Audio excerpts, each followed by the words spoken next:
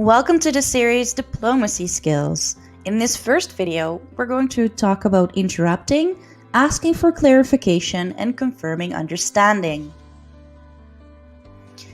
This video covers when and how to interrupt, how to ask for clarification, and how to confirm your understanding.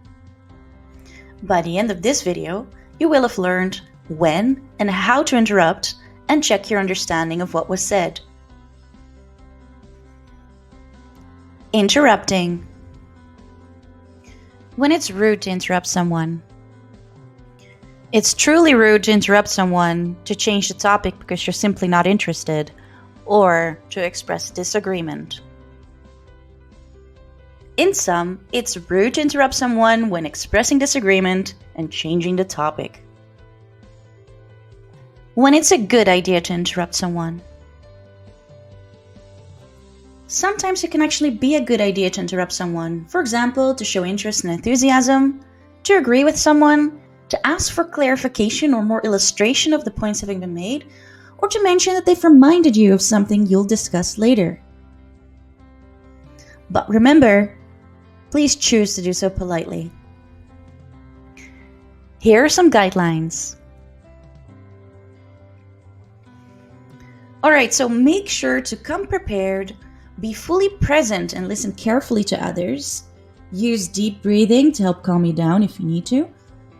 Segue into topics, so make sure that there's a smooth connection between what was said and what you're saying, all the while being concise.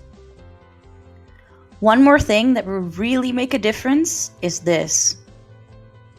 When interjecting, make sure that your tone of voice can be described as being soft, calm, and friendly. Not harsh, aggressive, or angry. Let's look at 6 ways to interrupt politely in 2 distinct situations. Let's go. 3 ways to deliver a message.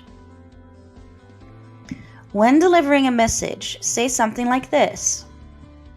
I hate to interrupt, but I wanted to let you know that I have to leave the meeting early.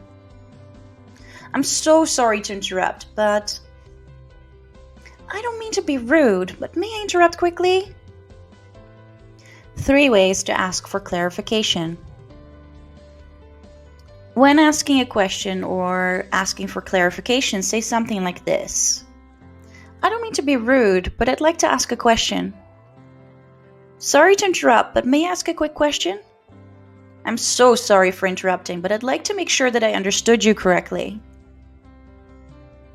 Up next, how to use clarification questions, how to demonstrate that you've understood, and how to show appreciation for the other person's response to your interruption. If this video was useful for you, please like it and subscribe to my channel.